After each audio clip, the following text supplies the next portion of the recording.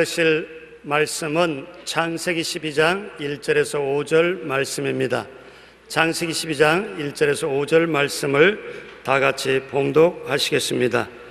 야훼께서 아브라함에게 이르시되 너는 너의 고향과 친척과 아버지의 집을 떠나 내가 내게 보여줄 땅으로 가라. 내가 너로 큰 민족을 이루고 내게 복을 주어 내 이름을 창대하게 하리니 너는 복이 될지라. 너를 축복하는 자에게는 내가 복을 내리고 너를 저주하는 자에게는 내가 저주하리니 땅의 모든 족속이 너로 말미암아 복을 얻을 것이라 하신지라. 이에 아브라함이 야훼의 말씀을 따라갔고 롯도 그와 함께 갔으며 아브라함이 하란을 떠날 때 75세였더라. 아브라함이 그의 아내 사라와 조카 롯과 하란에서 모은 모든 소유와 얻은 사람들을 이끌고 가나안 땅으로 가려고 떠나서 마침내 가나안 땅에 들어갔더라. 아멘. 아브라함이 가르쳐주는 교훈이란 제목으로 은혜를 나누겠습니다. 우리는 아브라함을 믿음의 조상이라고 말합니다. 육체의 조상은 아담과 하와였지만 영적인 조상은 아브라함이 우리의 조상이 되시는 것입니다. 그는 한없는 축복을 받은 사람이지만 그러나 그의 생활은 결코 평탄하지 않았었습니다. 불같은 시험을 당해서 그는 복과 함께 믿음과 순종을 배웠던 것입니다. 미국의 터너라는 유명한 화가가 있었습니다. 그는 교회 열심히 나가면서 교회 학교 애들을 가르치는데 즐거움을 가졌습니다. 하루는 큰 폭의 종이를 가지고 그림을 그리기 위해서 준비를 다 해서 교회 학교 애들 앞에 서서 너희들이 와서 그리고 싶은 대로 그리라고 그랬었습니다. 그 애들이 나와서 막 그림을 그려놓으니까는 나중에는 그림책인지 낙서책인지 알 수가 없게 되었던 것입니다. 더 이상 그림을 그려넣을 곳이 없이 아주 낙서판이 되고 말았을 때 그분이 애들 보고 너희 자세히 선생님이 하는 것을 보라. 그리고 붓을 들고 애들이 엉망진창으로 만들어 놓은 그 도화지에 터너가 몇 번 붓을 돌려서 그림을 그려넣기 시작하니까 이거 굉장히 좋은 그림이 되고 마는 것입니다. 이렇게 순진하고 더럽혀지지 아니하고 원시적인 기능을 발휘한 그림을 그린 사람이 도대체 누구냐? 그 그림을 내놓으니까 서로 사가겠다고 야단법석이는 것입니다. 우리 아이들이 장난으로 그린 그 캔버스에 선생님이 몇 그림 안 그려 넣어서 그런 위대한 그림이 되는 것입니다. 왜 이런 이야기를 하냐면 여러분은 주일학교 학생과 같아서 인생에 다가오는 문제를 해결을 못한다고 온갖 그림을 다 그려놓고 눈물을 흘리게 되는데 예수님이 와서 한번 그림만 넣어주면 걸작품이 될 수 있다고. 그러니 여러분 그림 잘 못 그린다고 탄식을 하지 말고 아무리 형편없는 그림을 그려 놓아도 걸작품으로 만들어줄 주님이 계시다는 것을 잊지 말아야 되는 것입니다. 왜냐하면 주님이 친히 수고하고 무거운 짐진 자들은 다 내게로 오라. 내가 너를 편히 쉬게 하겠다고 말씀했기 때문인 것입니다.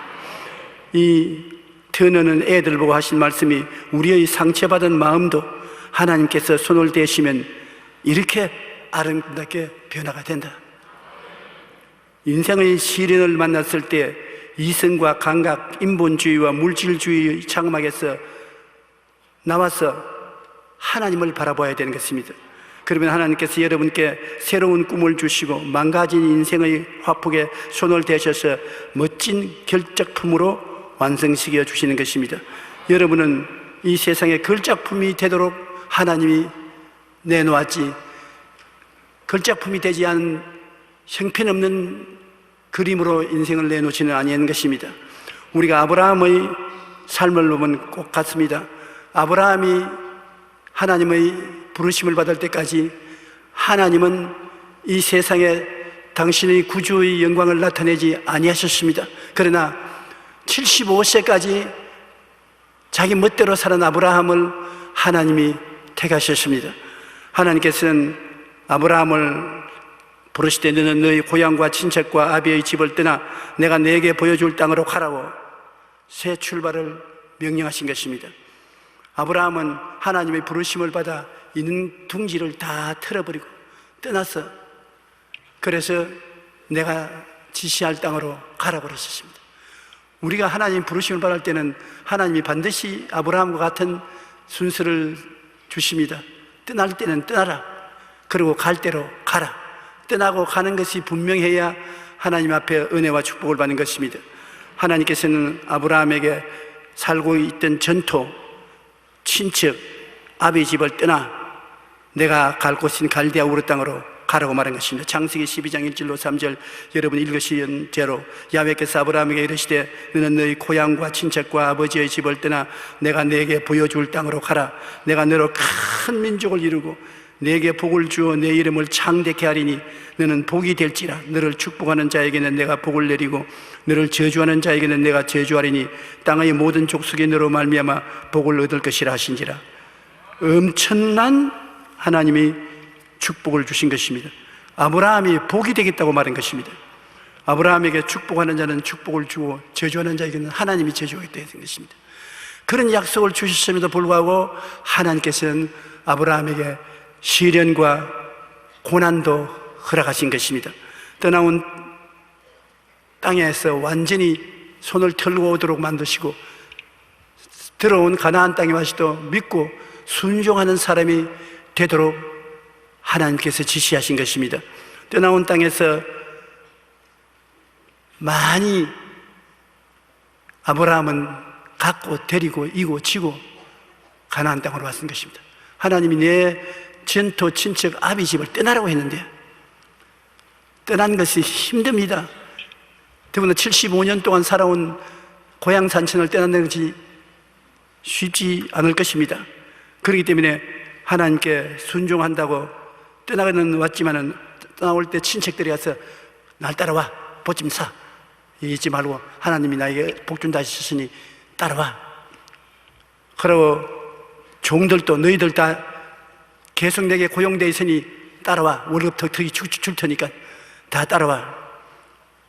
종들도 데리고 그리고 재산도 그가 모아놓은 재산을 나눠주고 올 수 없어 아까워서 전부 꾸러미를 만들어서 걸머쥐고 그러고 그는 고향 산천을 떠났습니다.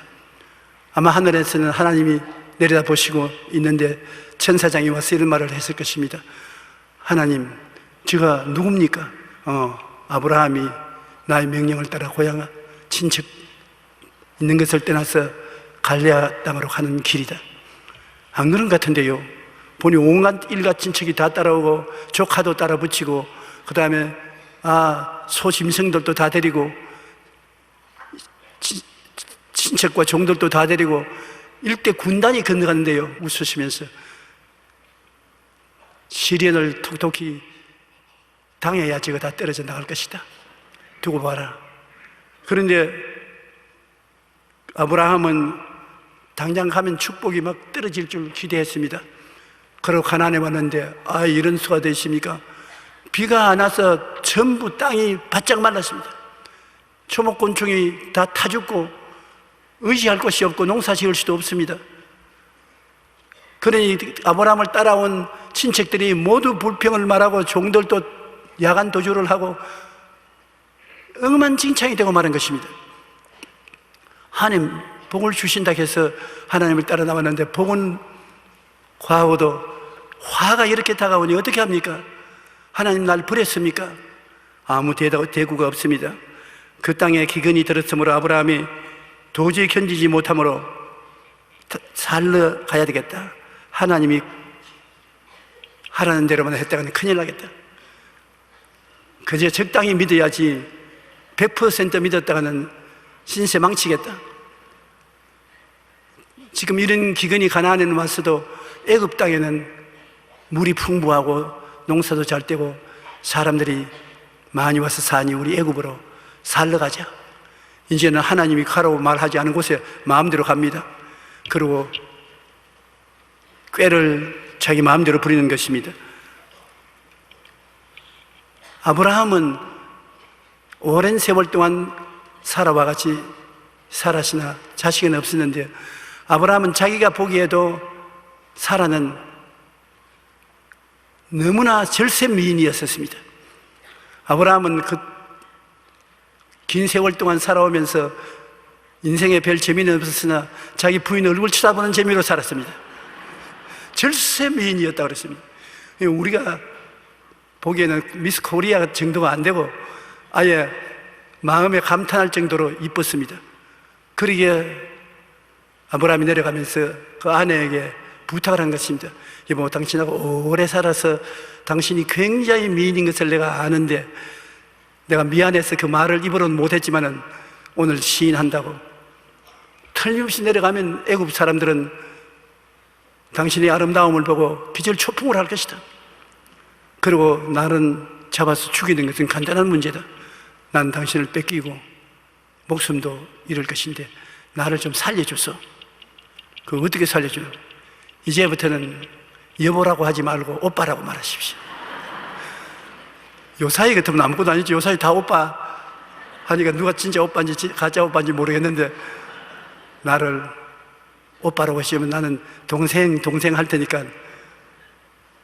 그러다가 진짜 나 동생이라고 하는 줄 알고 장가 오겠다면 어떻게 합니까? 그때는 또 그때 가서 보자. 자관에 날 보고 오빠라고 해달라고. 그래서 애굽에 도착하니까 뭐 새로운 사람이 오면은 원래 다들 호기심을 가지지만 이번에는 이야말로 절단 강산입니다. 사람들마다 다 아브라함의 여동생 구경한다고 떼를 지어서 모여오니 아브라함이 기가 막힙니다. 그런데 임금님이 그 소식을 들었습니다. 바로가 듣기로 가나안에서 한 가족이 왔는데 여자는 기가 막히게 아름다운 여자다. 빨리 데려오너라. 그래 아브라함은 자기 아내를 데리고 왕궁에 들어가니까 왕궁에 들어가자마자 부인이 아브라함을 보고 오빠 이게 어디야? 아 동생 이것이 바로의 궁이란다. 바로에게 절을 하니까 바로가 너 어떻게 되냐? 그러니까 바로 아브라함이 내 부모가 일찍이 세상을 떠시고 내 이 여동생 데리고 떠돌아다니는 나그네 같이 삽니다. 너 진짜 여동생이냐? 내 여동생입니다. 여동생은 이렇게 이쁜데 너는 왜 호박 같나? 나는 호박 같아도 내 여동생은 틀림없습니다. 자네 정말 이것이 내 오빠냐? 예, 내 오빠입니다. 그럼 잘 됐다. 나하고 결혼하자. 그날로 당장 결혼해서 빠이빠이 하고 바로가 데리고 가버리고 그 대가로서 소와 양과 짐승은 잔뜩 얻었습니다. 그래 왕궁에 들어갈 때는 동생하고 같이 들어갔다가 만들어놓은 동생하고 들어갔다가 나올 때는 짐승을 데리고 대신 나왔어요. 가만히 있으니 기가 막힙니다. 아마 그때 비로소 아브라함이 기도를 많이 했을 겁니다. 하나님 살려주십시오. 이 길만이 내가 살 길이라고 생각하고 꾀를 냈는데 내 꾀가 통과되지 않습니다. 하나님이 바로의 궁전을 쳤습니다. 전에는 안 그렇더니 사례를 아내로 삼은 애굽의 바로가 여러 가지 병이 들리고 하는 일이 안 되고 어려움이 많이 다가와서 아마 틀림없이 저들이 점쟁이를 불러오고 사주팔자를 보는 관상제를 데려오고 사건을 물으니까 이 여인이 동생이 아니라 그분 아내라고. 아내를 빼앗아봤으니 그들이 숨기는 신이 화가 나서 이렇게 징벌을 내리는 것이 빨리 돌려보내야 돼요. 그래서 아브라함을 빨리 돌아가십니다. 그 왕궁에 들어가니까 네가 나에게 거짓말했지. 네 아내를 왜 너 동생이라 했냐? 내 목숨 한 목숨 살라고 할 수 없이 그렇게 했습니다. 빨리 데리고 와라. 너 때문에 우리 왕궁이 망하겠다. 결국에는 하나님 없이 인위적으로 한 것이 다 실패를 돌아오고 구원은 하나님께 있다는 것이 증명되는 것입니다. 하나님이 화를 주니까 다 회개하고 도로내 주어서 그 아내를 데리고 애굽 땅에 있지도 못하게 빨리 떠나라. 그래서 가나안 땅으로 왔었습니다. 오니까 그동안에 가나안 땅에는 비가 많이 와서 곡식이 잘 되고 풀도 푸르고 좋습니다. 상당한 오랫동안 애굽에 있은 것이 틀림없습니다. 그런데 또다시 인위적으로 사니까 시련이 다가왔었습니다. 그 시련이 뭐냐면 조카하고 싸움이 벌어진 것입니다. 조카도 삼촌 따라다니다가 삼촌에게서 조금씩 도움을 받아서 큰 목장을 가진 사람이 되었습니다. 많은 양떼와 소떼와 짐승떼를 거느린 목장주가 되었는데 삼촌의 목동들과 자기의 목동들이 싸움이 붙어서 야단 법석이 났습니다. 왜냐하면 서로 좋은 초지를 얻기 위해서 삼촌이 가진 초지에 자기 짐승들을 풀을 뜯어 먹이니 삼촌의 목장들이 쫓아내고, 그래서 아제비와 삼촌 간의 싸움이 벌어지고 그곳에 있는 다른 이방 민족들도 손가락질을 하고 야단입니다. 하나님 뜻을 거역하면 언제고 문제가 생겨나는 것입니다. 내 아비 집을 떠나라 했는데 조카는 아버지 혈통에 이은 조카거든요. 조카를 떠나고 와야 되는데 조카를 데리고 왔기 때문에 그런 문제가 생긴 것입니다. 그래서 조카를 보고 우리 헤어지자.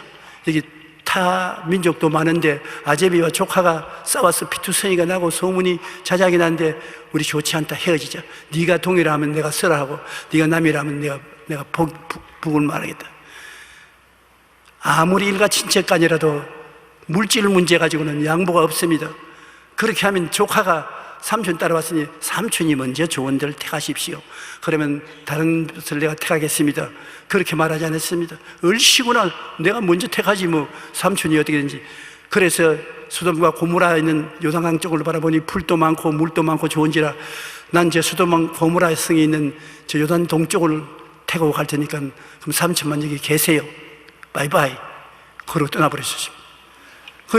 이제는 메마른 초지가 있는 한쪽 구석에 아브라함은 쪼그리고 앉아서 하나님 바라보기, 하나님이 조카가 다 떠나고 난 다음 일어서라, 동서남북을 바라보라, 똑똑히 보라. 내 눈에 보이는 그 땅을 내가 내게 주리니 영원하리라. 가볼 필요 없이 바라봄의 법칙을 통해서 네가 바라볼 수 있는 그 땅은 내가 다 주겠다. 여러분께서도 성경을 읽어서 하나님께서 주신 약속을 믿음으로 바라볼 수 있는 것은 다 바라보면 은혜로서 축복을 주실 것입니다. 우리 창세기 13장 7절로 12절 제가 읽어드릴 테니 들어보세요. 그러므로 아브라함의 가축의 목자와 롯의 가축의 목자가 서로 다투고 또 가나안 사람과 브리스 사람도 그 땅에 거주하는지라. 아브라함이 롯에게 이르되 우리는 한 친족이라 나나 너나 내 목자나 서로 다투게 하지 말자. 내 앞에 온 땅이 있지 아니하냐. 나를 떠나라. 내가 좌하면 나는 우하고 내가 우하면 나는 좌하리라.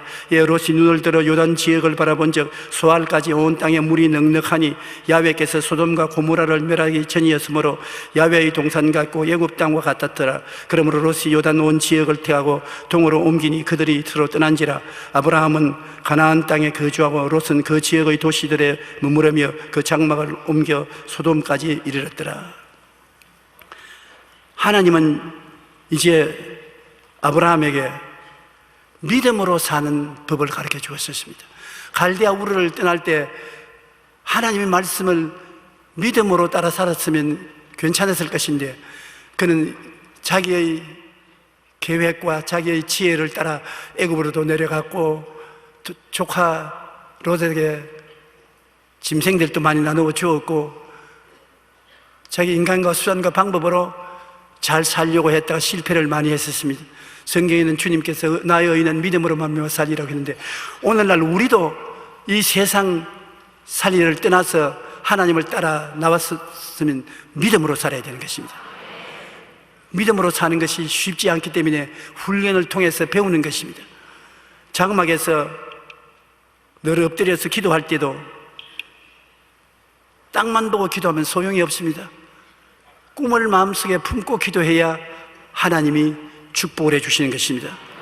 이성과 감각, 인본주의, 물질주의의 장막에서 나와야 되는 것입니다. 천막을 치고 옛날 사람들은 살지 않았어요. 천막 밑에서 자꾸 기도만 하면 천막과 흙밖에 보이지 않습니다. 그러나 천막 밖에 나오면 하늘을 쳐다보면 수많은 별들이 보이는 것입니다.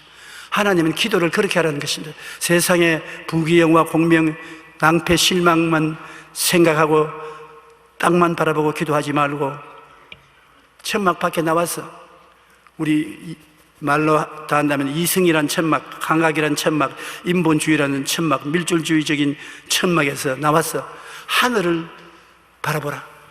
수많은 별들이 있지 않느냐. 그 별들을 통해서 하나님께서 아브라함 보고 너 자손이 저 별들처럼 많을 것을 생각하라. 마음에 꿈을 가지고 생각하고 바라보고 기도하라. 꿈을 가지고. 무슨 꿈이냐? 별 하나가 내 한 자식이 된다는 것을 꿈을 꾸면 말로 다 할 수 없이 많은 자손들 아닙니까? 난 저 많은 자손들의 아버지가 되고 할아버지가 되고 조상이 된다. 그것을 마음속에 그려라. 오늘 예수 믿는 사람들은 하나님의 나라를 바라보고 하나님의 약속의 말씀으로 마음의 그림을 그려야 되는 것입니다. 우리가 어떻게 하늘을 쳐다보고 별들로 뭐를 해야 하란 말이에요. 우리의 하늘은 성경이 우리 하늘인 것입니다. 창세기부터 계시록까지 성경을 바라보고 읽고 성경에 있는 하나님의 약속의 말씀을 별처럼 마음에 간직하라는 것입니다. 성경을 읽고 말씀의 별을 가슴 속에 품고 기도하면 기적이 일어나는 것입니다. 여러분 마음속에 오랫동안 간직하고 바라보고 기도하는 그 목표의 별은 이루어지는 것입니다. 목표를 마음속에 그림으로 그려놓고 꿈을 꾸면서 기도하지 아니하면 믿음이 생겨나지 않습니다. 믿음이라는 것은 참 힘이 있어야 꿈이 있어야 믿음이 있는 것입니다. 왜냐? 제가 여러분께 묻습니다. 뭘 믿습니까? 몰라요. 그러면 믿음이 뭔지 모르지 않습니까? 무엇을 믿지요? 목적이 있어야 되지 않습니까? 몸이 좀 아프니까 몸이 나으려고 하는데, 그렇지요. 그러면 몸이 낫겠다고 꿈을 꾸면 그 꿈을 믿는 것입니다. 몸이 난 건강의 꿈을 꾸기 때문에 내 믿은 대로 될 것이라고 할 것인 것입니다. 이와 같이 아브라함에게 하나님께서 상속자를 주고 또 아브라함이 오랫동안 85세에 기도했으나 꿈이 없이 기도를 했습니다. 천막 아래서 불평을 해가면서 내 아내는 지금 75세가 되고 나는 85세인데 아들을 못 낳았으니 이제 아들 낳을 수가 없습니다. 하나님이 아들을 안 주므로 나는 종을 키워서 아들로 후사를 삼겠습니다. 불평을 말하고 하나님을 공갈하고 그렇게 했습니다. 그러니까 하나님께서 이 사람아, 꿈을 갖고 기도를 해야지 꿈이 없는 기도를 어떻게 하느냐. 저녁까지 기다려라. 저녁이 되니까 천막에서 나오라. 꿈을 가지고 기도하기 위해서 하늘을 쳐다봐라. 하늘을 쳐다보니까 뭐가 보니? 별들이 보입니다. 헤아려 봐라. 아유, 헤아릴 수 없이 많은데요. 너희 자손이 저것처럼 많을 것이다. 아브라함이 입을 딱 벌리고 별들을 바라보고 별들이 자기의 자손이 된 것 같은 느낌으로 가슴에 깍 들어 차니까 하나님, 내가 믿습니다. 전에는 무엇이 믿을 줄 몰랐는데 저 별들이 내 자손인 것을 믿습니다. 하나님이 아브라함 보고 만족한다. 잘했다. 그것이 너희 의로움이 된다. 그래서 그는 서나 앉으나 이제는 아들이 가슴 속에 별들처럼 꽉 있는 것을 바라보았었습니다. 그 결과로 아내가 90이 되고 그 나이 100세가 되었을 때 아들을 낳으니 이름이 이삭인 것입니다.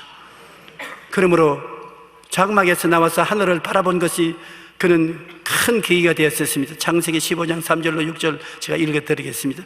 아브라함이 또 이르되 주께서 내게 실을 주지 아니하셨으니 내 집에서 길린 자가 내 상속자가 될 것이니이다.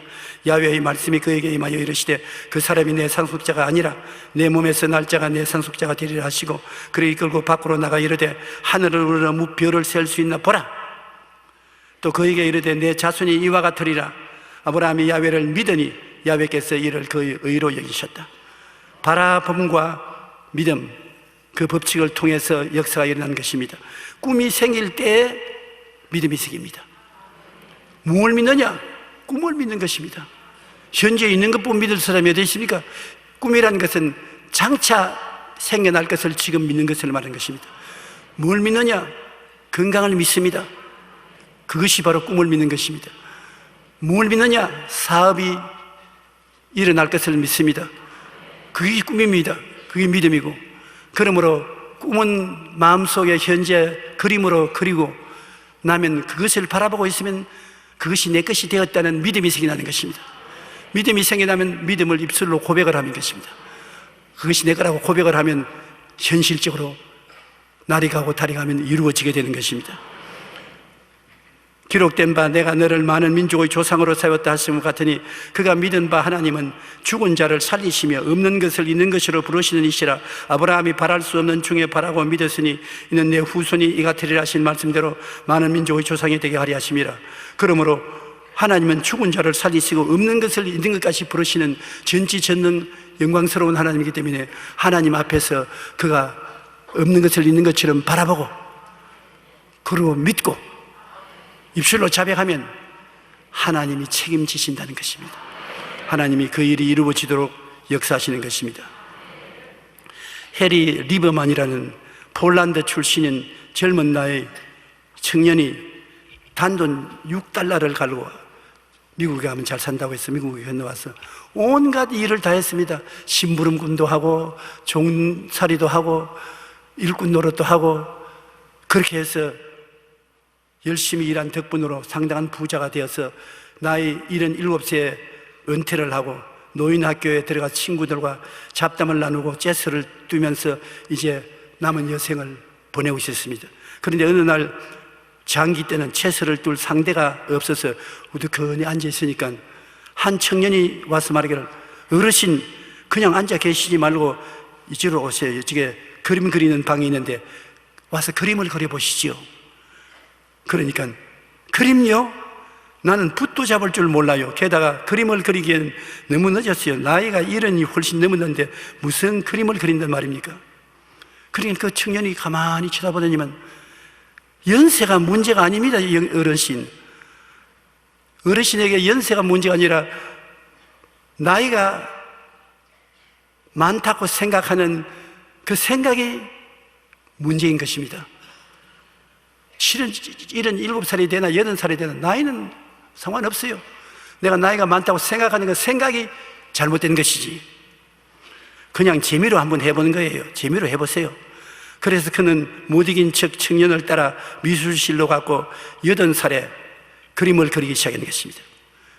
그런데 그가 22번째 전시회를 열었을 때는 나이가 101살이었고 평론가들로부터 원시적 눈을 가진 미국의 샤갈이라는 극찬을 받았습니다. 그는 이렇게 말했습니다. 몇 년이나 더 살 수 있을까 생각하지 말고 내가 어떤 일을 더 할 수 있을는지 생각해 보세요. 여러분 나이를 잡수신 분 뭘 하라 하면 내가 몇 년이나 더 살지 78, 79, 80 헤아립니다. 그런데 이분은 자기 체험에서 말하기를 몇 년이나 더 살까 헤아리지 말고 얼마나 더 많은 일을 할까를 생각하는 것입니다. 아직 우리는 다 팔팔합니다. 그렇지 않아요? 저도 팔팔하고 여러분도 팔팔하고. 그러므로 얼마나 더 살까를 생각하지 말고 얼마나 일을 더 할 수 있을까를 생각해보는 우리들이 되십시다. 꿈은 이성과 감각을 초월합니다. 꿈을 꾸는 사람에게는 나이도 문제가 되지 않습니다. 꿈을 꾸는 사람은 이성이 한계 짓는 불가능의 벽을 얼마든지 뛰어넘을 수가 있습니다. 꿈을 꾸는 데는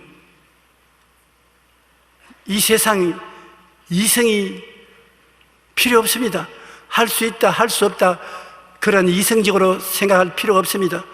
꿈은 얼토당토 않는 것을 그리는 그림입니다. 어린아이가 도화지에다가 그림 그리라면 얼토당토 않은 그림 그리지 않습니까? 나는 우리 손녀가 오면 그림 그리는데 어깨 너머로 봅니다.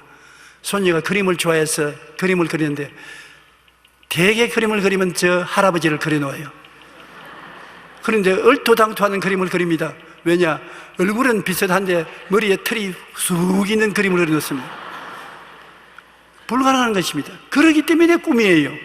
교회는 나를 위해서 꿈을 꾸어주는 것입니다. 그래서 머리가 투부룩한 할아버지를 그려놓고 깔깔 웃고서 이것이 할아버지라고. 그런데 내가 전혀 그것을 믿지 않았는데 요사이는 약간 믿음이 생긴다고요. 머리털을 한번 심어볼까?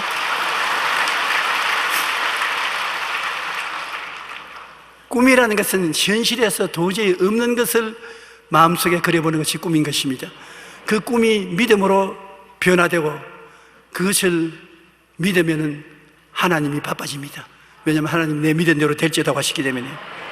그러므로 하나님께서 감각을 초월한 이 꿈을 여러분이 꾸기를 원하시는 것입니다. 꿈은 이성과 감각을 초월해야 되는 것입니다. 꿈꾸는 사람에게는 나이도 문제가 되지 않습니다. 꿈을 꾸는 사람은 이성도 나이도 다 뛰어넘어 훌륭한 목적을 달성할 수가 있는 것입니다. 그리고 아브라함에게 하나님이 가르쳐 주신 것은 믿음으로 위대한 인생을 살아갈 수 있고 아들도 얻을 수 있고 큰 사업도 상속으로 받을 수 있는데 결국에 사는 것이 뭐냐? 삶의 궁극적인 목표와 사랑을 깨달아 알으라고 하는 것입니다. 이 세상에 우리가 살면은 무엇 때문에 사는 것입니까? 잘 사는 사람도 결국에 가서는 무엇 때문에 사느냐 회의가 들어오고, 못 사는 사람은 더 말할 필요 없이 마음에 회의가 들어오는 것입니다. 무엇 때문에 사는가? 인생은 삶의 궁극적인 목표를 하나님은 깨닫고 살아가는 것입니다. 그러면 어떻게 궁극적인 목표와 사랑을 갖고 살 수 있습니까? 하나님 제일주의로 살아가는 것이 하나님이 우리에게 제일 주문하는 것입니다. 아브라함에게도 하나님 제일주의로 살아라. 이 세상의 부귀영화 공명을 다 가졌어도 하나님 없이는 아무 소용도 없다. 하나님이 집을 세우지 아니하시면 세우는 자의 수고가 헛되며 성을 지키지 아니하면 파수꾼의 경성함이 헛사로다. 아침에 일찍 일어나고 저녁에 늦게 누우며 수고의 떡을 먹으며 헛되도다. 하나님 없이 무엇을 해도 결국에는 헛된 것입니다. 오늘날 철학자들이 말하는 것은 사람들은 죄책으로 말미암아 절망에 빠져 있고 허무와 무의미로 말미암아 절망에 빠져 있고 죽음과 무의 공포에 부딪혀 절망에 빠진다고 했는 것입니다. 모두 다 허물을 마음속에 꿰어안고 고통하고 있는 것입니다. 그런데 하나님께서는 허무하지 않고 우리가 인생이 살기 위해서는 하나님 제일주의로 살아가는 것입니다.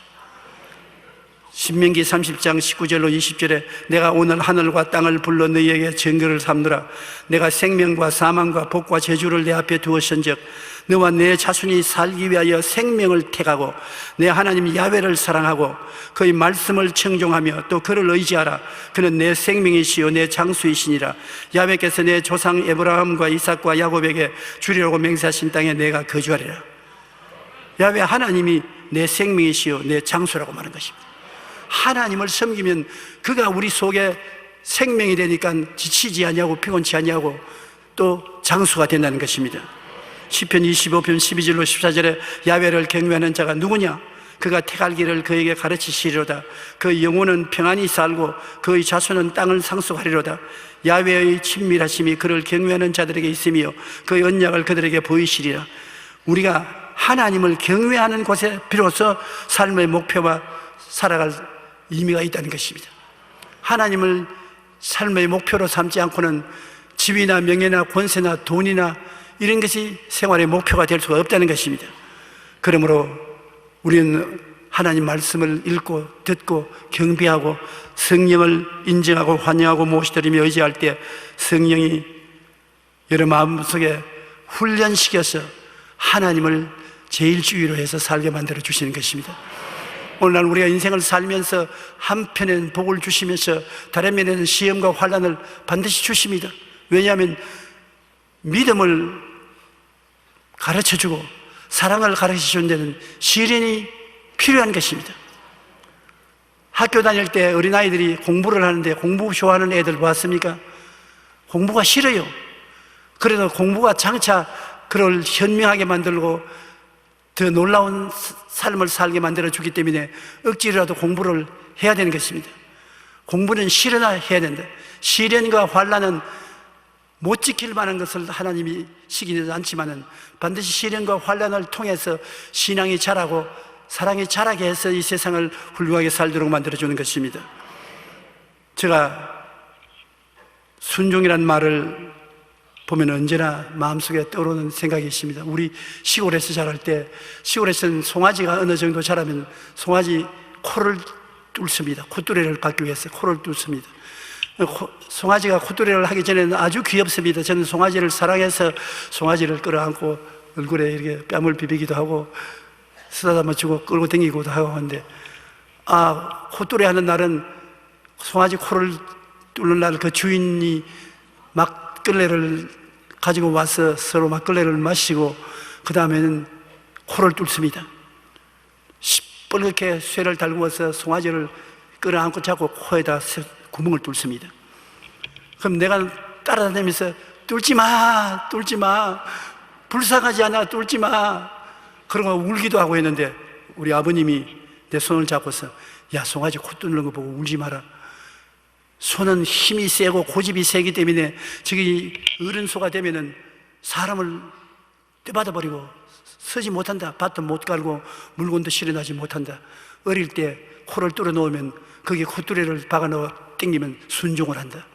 순종하는 소를 만들려고 콧뚜레를 하는데 네가 울는다고 되냐? 울지 마라 그러죠.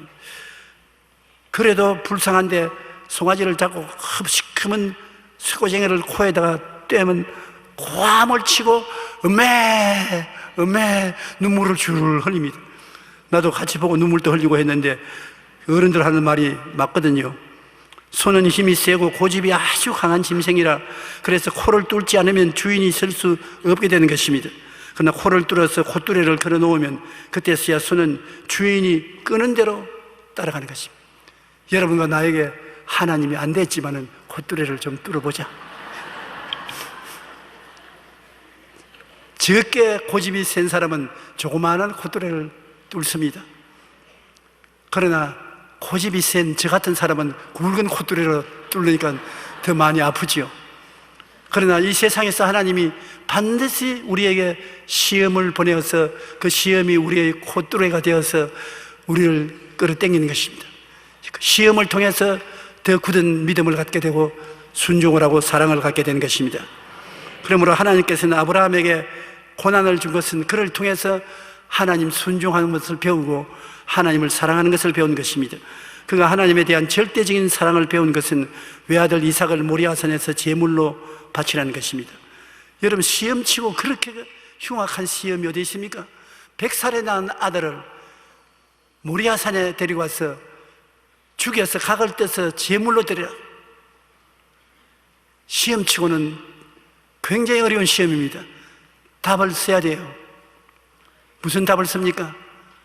하나님, 좀 시험을 쉽게 만들어 주시옵소서. 그렇게 하든지 나는 못해요. 그렇게 하든지 내가 시험을 성심껏 다 응답하겠습니다. 그렇게 쓰든지 저는 시험을 쳐야 되는 것입니다. 그래서 점수를 매기는 것입니다. 아브라함은 엄청난 시험을 당했었습니다. 축복을 많이 받은 이상 그 축복을 잘 간수할 수 있는가 시험을 치는 것입니다. 아브라함은 자기 아내 사라에게 이야기도 아니하고 자기 아들을 보고 야, 하나님이 제사를 드리라고 하는데 모리아산에 나와 같이 가자. 한 사흘 걸릴 테니까 장작 메고 칼 들고 불신해 가지고 가자. 사흘 길을 걸어서 모리아산에 왔습니다. 그리고 그 아들 데리고 장작 걸머치고 횃불 들고서 모리아산으로 올라가는데 아버지, 장작은 내가 걸머지고 불도 손을 잡고 있는데 제사 드릴 양은 어디 있나이까? 기가 막힌 질문 아닙니까? 얘야, 이건 중요한 제사니까 제물은 하나님이 직접 준비한다 하더라. 가자. 그래 가서 아들과 함께 제단을 쌓고 장작을 펴놓고 그 다음에 내 손발 내놓아라. 왜요? 하나님이 너를 잡아서 제물로 데려가란다. 어찌할 도리가 없다. 아마 그 아들이 아버지를 쳐다보고 눈물을 뚝뚝 흘렸을 것입니다. 아버지, 나이가 많으셔서 조금 머리가 어떻게 된 것 아닙니까? 100살에 낳은 아들이라고 그렇게 자랑하고 사랑하더니 나를 잡아서 제물로 드린다요. 그래도 너를 주신 이도 하나님이시요, 너를 도로 데려가려는 것도 하나님이시니 나는 하나님을 위해서 너를 낳고 기르는 대리인이 불과하다. 칼 받아자오. 그리고 그를 눕혀서 잡고 칼을 들었습니다. 그때 마지막 순간까지 가만히 있던 하나님께서 보좌에서 확 일어나셨을 것입니다. 아브라함아, 아브라함아, 네 외독자 이삭에게 칼 대지 마라. 너가 네 외독자 이삭도 아끼지 않고 나에게 내놓았은지 이제 내가 안다.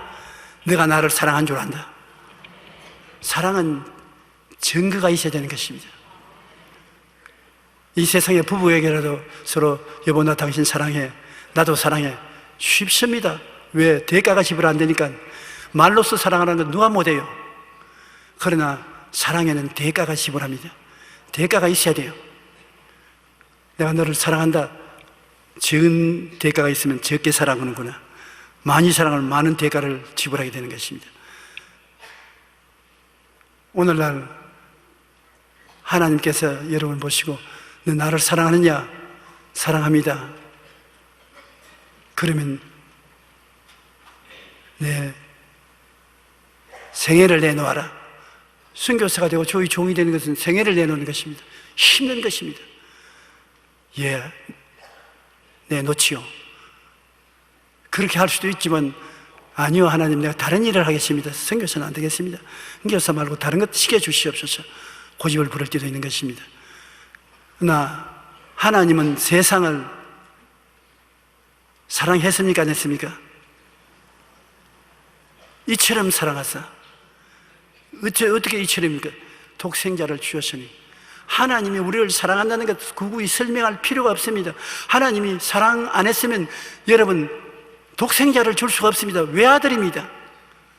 독생자를 너에게 주셔서 그 살아서 우리의 구주가 된 것이 아니라 십자가에 못 박여서 몸짓고 피 흘려서 죽음으로 우리를 구원해 주시니 하나님이 우리를 사랑하는 것이 얼마나 크게 증명되었습니까? 얼마나 하나님이 너를 사랑하느냐? 설명할 수가 없어요.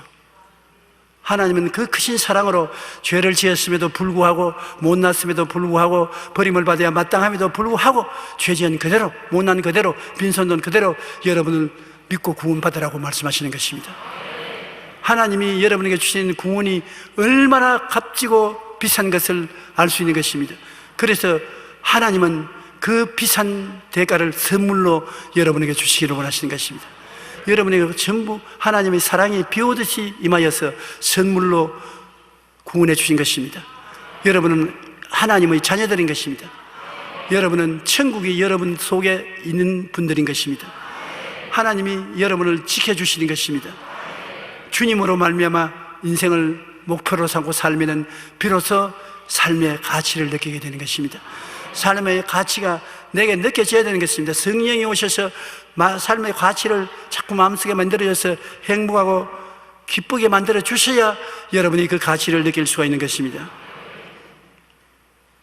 야훼께서 아브라함에게는 그 아들을 선물로 주는 것을 보시고 내 사랑과 순종이 절대적인 것을 알았다고 말했었습니다. 아브라함만 순종을 가지고 주님을 믿을 사람이 별로 없을 것입니다. 우리 조상 아브라함이 그 아들 이삭을 제단에 바칠 때 행함으로 의롭다 하심을 받은 것이 아니냐. 내가 보거니와 믿음이 그의 행함과 함께 일하고 행함으로 믿음이 온전하게 되었느니라. 이에 성경에 이른 바 아브라함이 하나님을 믿으니 이것을 의로 여기시다 하는 말씀이 이루어졌고 그는 하나님의 벗이라 칭함을 받았느니라. 그가 그 아들을 내놓는다는 것은 장난이 아니었습니다. 실질적으로 큰 사랑을 가지고 있었기 때문에 하나님 앞에 아들을 내놓아서 하나님 그 이후로 아브라함은 친구가 되고 하나님을 끝까지 사랑하시는 것입니다. 하나님께서는 내가 반드시 너에게 복을 주고 복 주며 너를 번성케 하고 번성하리라 했더니 그가 이같이 오래 참아 약속을 받았다고 성경을 말씀하고 있는 것입니다. 17세기 영국의 신학자 토마스 아담스는 그대에게 시련을 주는 것은 무엇이나 그대의 유익으로 계산하라. 한번 따라 말씀하십시오.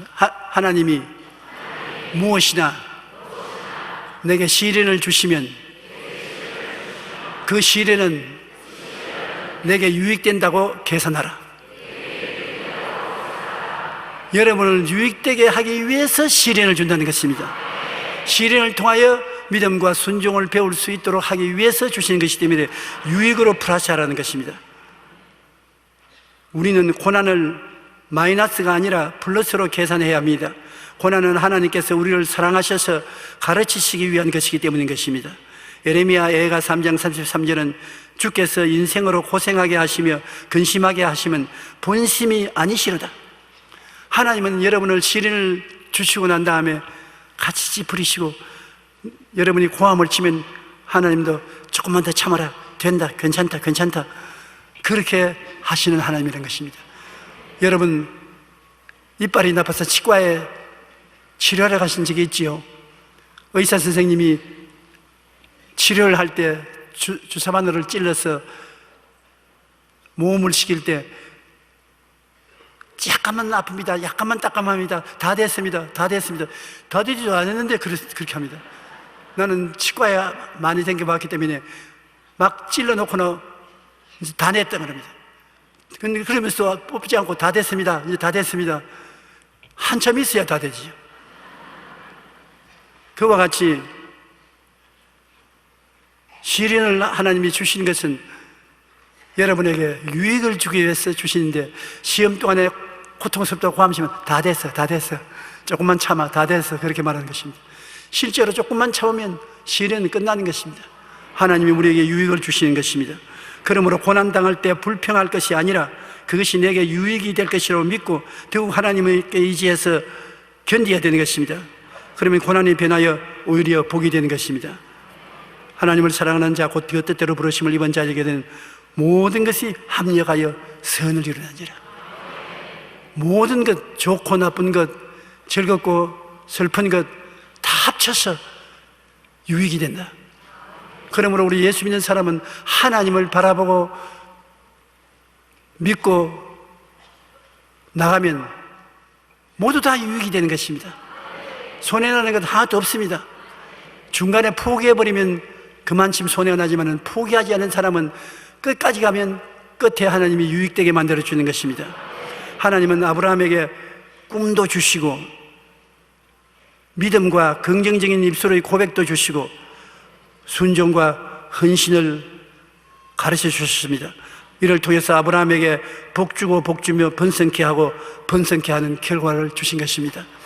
여러분께서 신앙생활 하시면서 평생에 늘 잊지 말아야 될 것은 여러분의 생각이 하나님 생각과 같아야 되는 것입니다. 여러분 마음은 생각인데 마음의 생각을 성경을 읽고 설교를 듣고 기도함으로 마음속에 언제나 꽉 들어 차 있어야 되는 것입니다. 마음의 생각이 하나님 생각과 같아서 긍정적으로 되어 있으면 어떤 일을 당해도 생각대로 되는 것이기 때문에 생각이 여러분을 붙들어 주시고 지켜주시는 것입니다. 생각보다 더 높고 큰 것은 꿈으로 주시는 것입니다.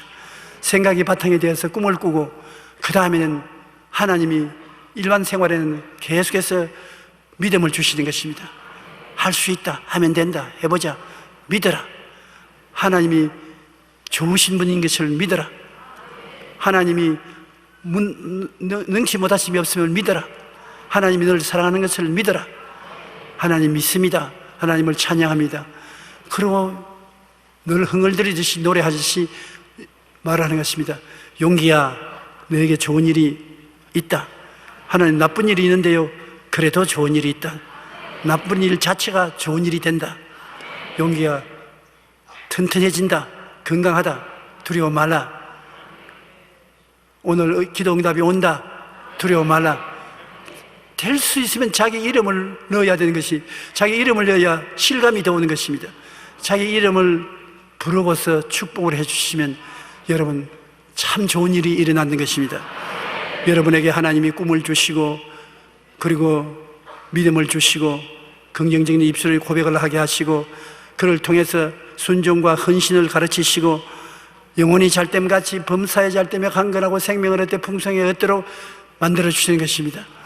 그러므로 고난이 다가와도 고난 그 자체가 원수가 아닙니다.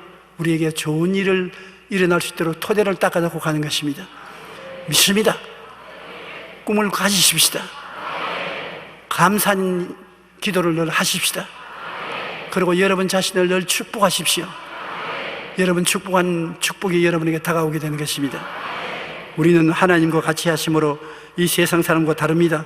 하나님께서 여러분을 이끌어 주시는 것입니다.